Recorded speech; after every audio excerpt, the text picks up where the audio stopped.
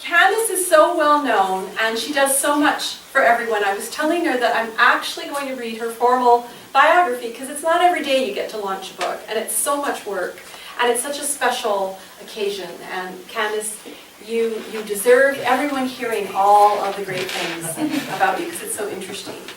So, Gandice James is the Poet Laureate for the City of New Westminster. I think you would agree with me if you know her work. She's one of the best Poet Laureates we've ever had.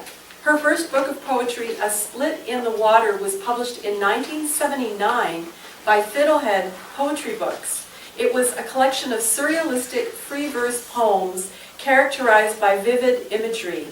The late Fred Cogswell, a poet and recipient of the Order of Canada Medal, was her mentor and encouraged Candice to continue writing poetry, stating she had the gift.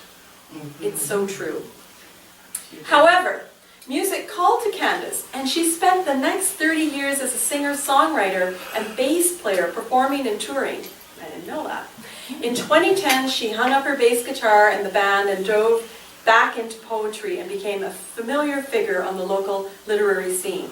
Her second book of poetry, Inner Heart, A Journey, was published in 2010 by Silverbow Publishing, and her poems have appeared in numerous international anthologies, magazines, newspapers, and e-zines. Candice is the founding member of the Royal City Literary Arts Society, a full member of the League of Canadian Poets, no small feat, and a past president of the Federation of British Columbia Writers.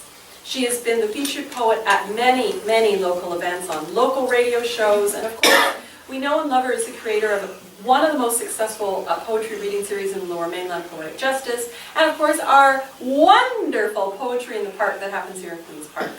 So, Purple Haze is Gandice James' 7th collection of poetry.